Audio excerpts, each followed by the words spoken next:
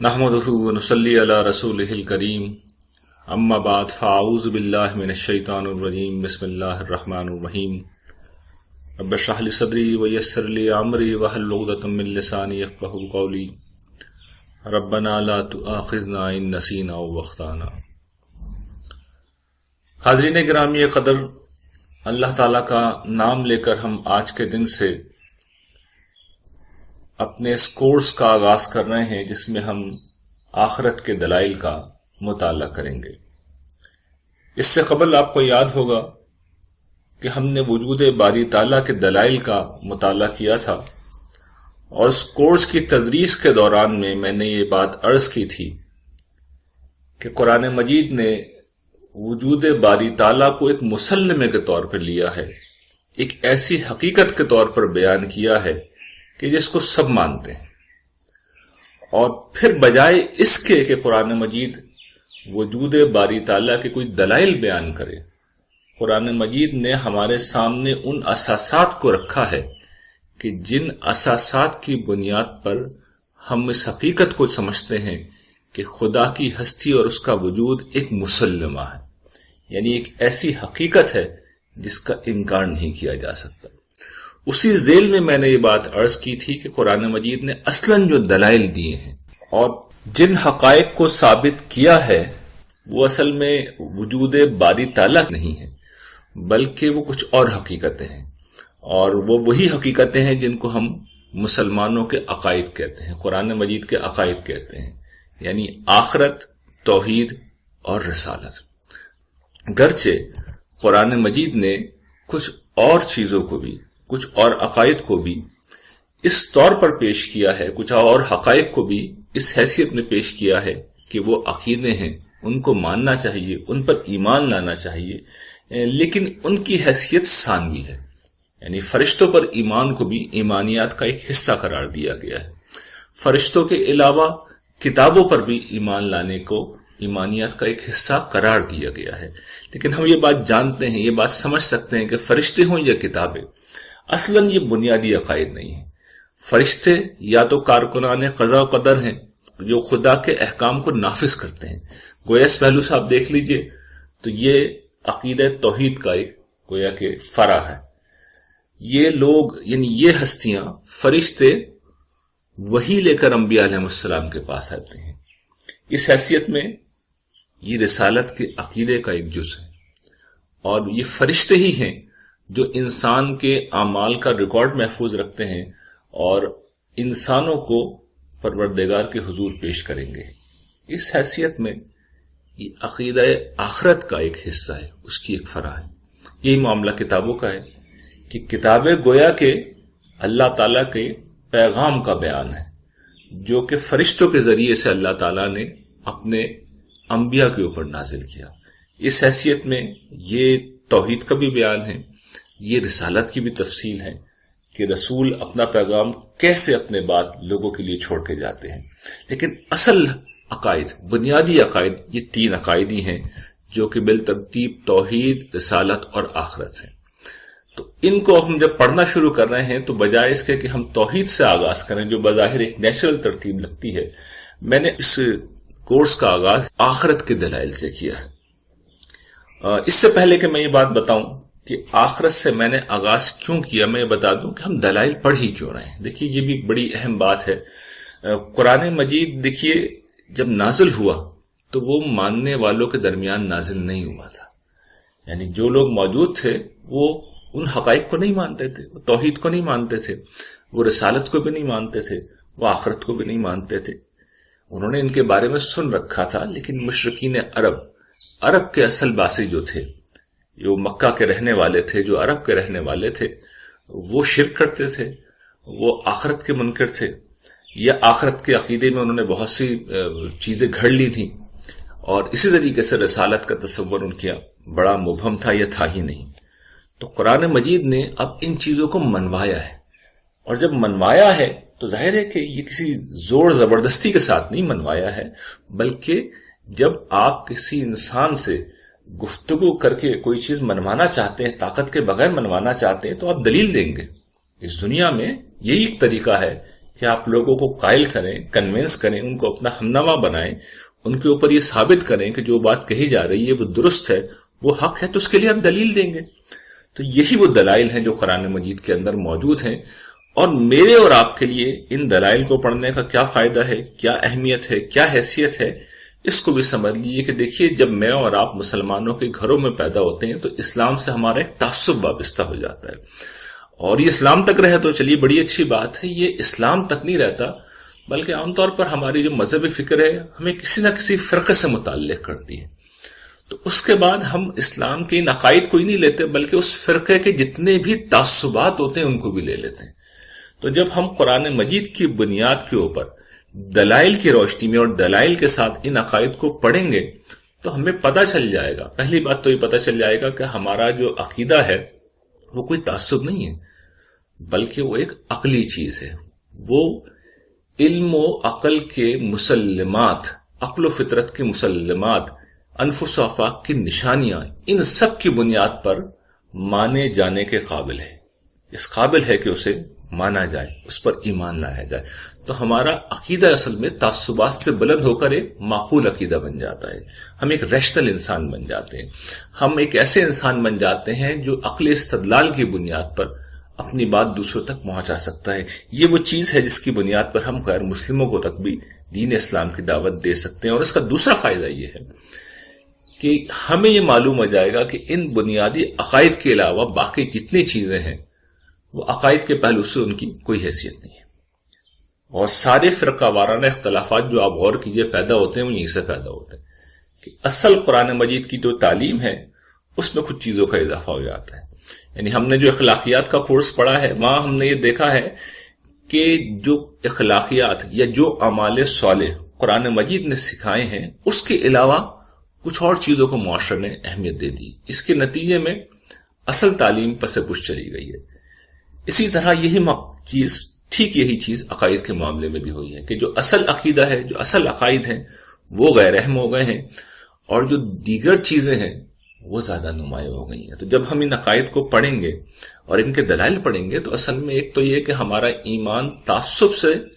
ایک حقیقی ایمان کی بنیاد پہ آ جائے گا، اور یہ بات ذہن میں رکھیے گا کہ قرآن مجید نے مسلمانوں کا جہاں کہیں بس بیان کیا یہ کہا ہے یا ایھا الذین آمنوا، اے وہ لوگوں جو ایمان لائے ہو، یعنی ایمان لانا پڑتا ہے، ایمان لانے کی چیز ہے، اور یہ عقلی استدلال ہے قرآن مجید کا، جس کو سمجھنے کے بعد جب ہم دل کی گہرائیوں سے یہ کہیں گے کہ پروردگار میں نے تجھے ایک مان لیا، پروردگار میں نے تیری ملاقات کو مان لیا، پروردگار میں نے تیرے رسول کو مان لیا، تب کہیں جا کر ہم قرآن مجید کے اس خطاب کا مصداق بنیں گے کہ اے ایمان لانے والو، اے وہ لوگوں جو ایمان لائے ہو۔ تو ہم نے اور آپ نے تو ابھی تک سچی بات یہ ہے کہ ایمان لانے کا یہ کام شاید کیا ہی نہیں ہے اپنی زندگی میں، ہم تو جہاں پیدا ہوئے ہیں اسی عقیدوں کو مان رہے ہیں۔ تو اس کورس کا اصل فائدہ یہ ہے کہ ہم حقیقی معنوں میں ایمان لانے والے بن جائیں گے، ہم تعصب سے اوپر اٹھ جائیں گے، اور ہم یہ جان لیں گے کہ دین کی اصل تعلیم کیا ہے، اس کا استدلال کیا ہے، اور ہم یہ بھی سمجھ لیں گے کہ اس کے علاوہ جو کچھ ہے وہ اضافی ہے۔ تو یہ بنیادی چیزیں ہیں جو اس کورس کے ذریعے سے ہمیں حاصل ہو جائیں گی۔ دیکھیے یہ جو اسلام کے تینوں عقیدے ہیں، بنیادی عقیدے ہیں، تینوں کی اپنی اپنی اہمیت ہے، اور اپنے اپنے مقام پر جب یہ پڑھیں گے تو میں ان کی اہمیت کا پہلو بیان کروں گا، لیکن عقیدہ آخرت کو پہلے ہم کیوں پڑھ رہے ہیں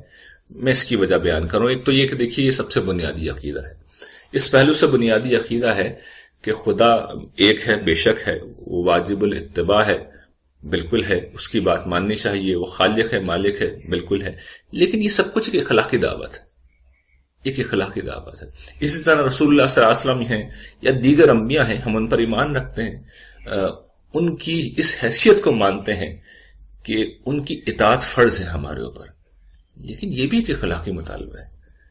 یہ آخرت کا عقیدہ ہے جو ان اخلاقی مطالبات کے اندر ایک مادی زور پیدا کر دیتا ہے، جو یہ بتاتا ہے کہ اگر تم نے اس اخلاقی تقاضے پر عمل نہیں کیا تو پھر کچھ نتائج ہیں جو تمہیں بھگتنے ہوں گے، پھر جہنم ہے جس کا سامنا تمہیں کرنا ہوگا، اور پھر وہ جنت ہے جس سے تم محروم کر دیے جاؤ گے۔ تو انسان اصل میں اخلاقی اصولوں کو سمجھتا ضرور ہے، لیکن وہ حرکت میں کب آتا ہے جب مادی مسئلہ پیدا ہوتا ہے۔ تو اللہ تعالیٰ نے عقیدہ آخرت کے ذریعے سے ہم پہ یہ بات واضح کی ہے، اس حقیقت کو واضح کی ہے کہ جو دعوت میں نے دی ہے، میرے رسولوں نے دی ہے، وہ بظاہر اس دنیا میں ایک اخلاقی مطالبہ ہے، اخلاقی تقاضا ہے۔ میرے فرشتے کوئی کوڑے لے کے نہیں کھڑے ہوئے تمہارے سروں پہ، لیکن آج نہیں کھڑے ہوئے، کل کھڑے ہو جائیں گے، آنے والی زندگی میں کھڑے ہو جائیں گے۔ تو اس زندگی کو مانو، اس زندگی پر ایمان لاؤ، اس لیے کہ وہ حق ہے، وہ سچ ہے، اس کے آنے میں کوئی شک نہیں۔ تو اب آنے میں شک نہیں ہے، اس کے لیے قرآن مجید نے دلائل دیے، تو ان دلائل کا ہم ایک ایک کر کے یہاں پر مطالعہ کریں گے۔ ایک اور بات جو بڑی اہم ہے کہ دیکھیے جو عقیدہ آخرت ہے، یہ کچھ ایسا عقیدہ ہے کہ یہ ہمیشہ ہی غیر مقبول رہا ہے۔ اس کی وجہ یہ ہے کہ یہ انسان پر بہت سی پابندیاں عائد کرنے کا سبب بن جاتا ہے۔ یعنی میں نے عرض کیا نا کہ دین کی جو دعوت ہے، چاہے وہ خدا کو ماننے کی دعوت ہو، چاہے رسولوں کو ماننے کی دعوت ہو، چاہے رسولوں کی تعلیمات ہو، ایک اخلاقی اصول ہے۔ یہ عقیدہ آخرت ہے جو ہمیں مجبور کرتا ہے کہ ہم اس اخلاقی مسئلے کو مادی مسئلہ بنا لیں۔ اب انسان تو فطرتاً پابندیاں پسند نہیں کرتا، تو پچھلے ادوار میں بھی لوگوں نے عقیدہ آخرت سے بچنے اور بھاگنے کی کوشش کی، اور اس کے لیے سب سے مقبول طریقہ کیا تھا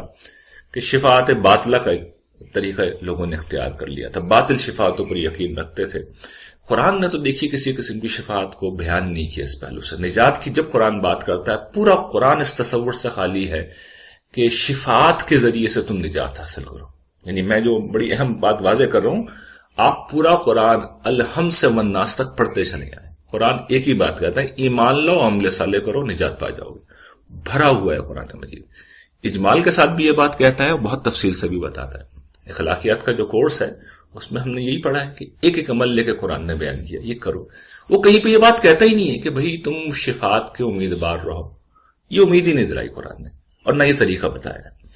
شفاعت کی کیا حیثیت ہے وہ کبھی موقع آئے گا تو میں بیان کر دوں گا، کچھ سوال ہوگا تو میں بیان کر دوں گا، اس پہ میں نے کئی مضامین لکھے ہیں۔ یعنی ایک بالکل الگ چیز ہے، اس کا نجات کے کسی ضابطے سے کوئی تعلق نہیں، لیکن ہر دور میں شیطان نے یہ ذریعہ بنایا ہے۔ اور اس کی سب سے بڑی اگر آپ کو شکل دیکھنی ہے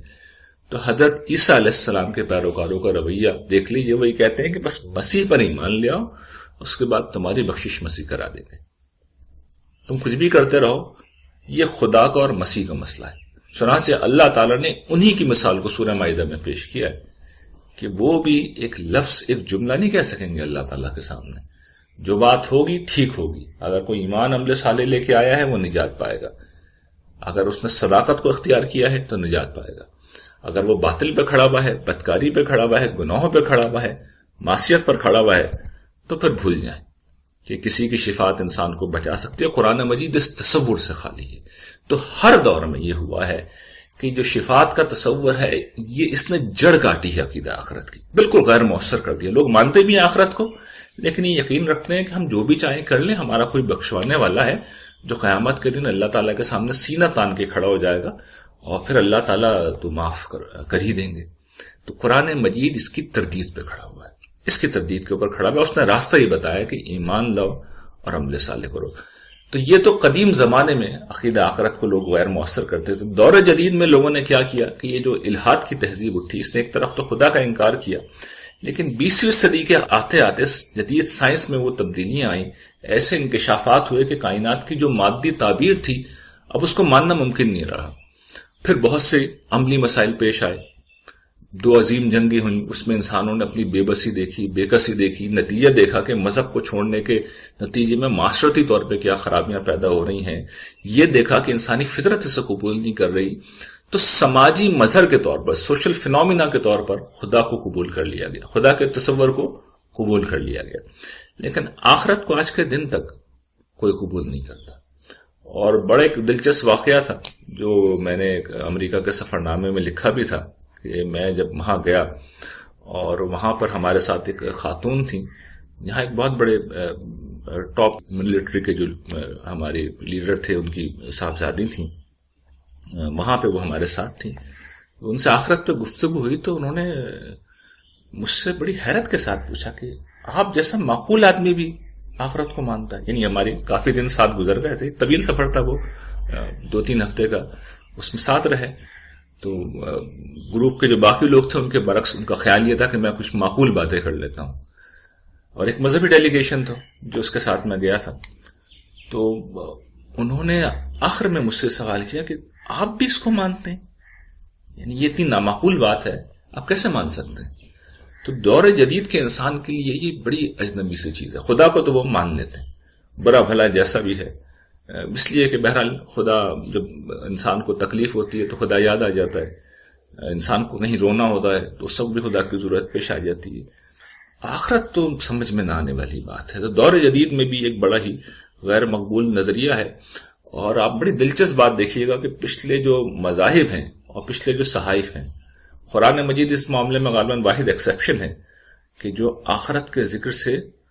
کتاب بھری ہوئی ہے. یعنی قرآن مجید آخرت کے ذکر سے بھرا ہوا ہے. اور اس کے برعکس دیگر الہامی کتابوں کا آپ دیکھ لیجیے یا دیگر جو مذاہب کی کتابیں ہیں ان میں آخرت کا تصور نہیں ہے کچھ. یعنی جنت کا ذکر ہے، جہنم کا ذکر ہے، کچھ نہ کچھ جواب دہی کا تصور ہے، لیکن جتنی تفصیل قرآن مجید کرتا ہے، جن جزیات کو قرآن مجید بیان کرتا ہے، یہ وہاں آپ کو نظر نہیں آئیں گی، بالکل نظر نہیں آئیں گی. تو مذاہب کے پیروکاروں نے بھی لگتا ہے کہ گویا اس معاملے میں بڑی ہی بے اذنائی کا رویہ اختیار کیا. یہ قرآن مجید ہے اور واحد کتاب ہے جس نے اس کو مسئلہ بنا لیا، آخرت کو مسئلہ بنا لیا. اور قرآن مجید کا آپ فال کے طریقے پہ بھی کوئی صفحہ کھول لیجئے، ایٹ رینڈم قرآن مجید کو کھول لیجئے، آپ کو ہر جگہ توحید کے ساتھ آخرت کا ذکر کسی نہ کسی پہلو سے مل جائے گا. اور گویا کہ انبیاء علیہ السلام اسی کو منوانے کے لیے آتے تھے. اور یہ بات خود قرآن مجید نے بیان کی ہے کہ توحید کے ساتھ جو دوسری چیز انبیاء علیہ السلام منوانے آتے تھے وہ اسی آخرت کی دعوت کو لے کے آتے تھے. تو یہ وہ چیز ہے جو قرآن مجید ہمارے سامنے رکھتا ہے. یہ بنیادی حقائق تھے جو میں نے آپ کے سامنے رکھے ہیں. اب وقت ختم ہو رہا ہے، اس لیے انشاءاللہ دلائل کا باقاعدہ مطالعہ ہم اگلی دفعہ سے شروع کریں گے. وآخر دعوانا ان الحمد للہ رب العالمین.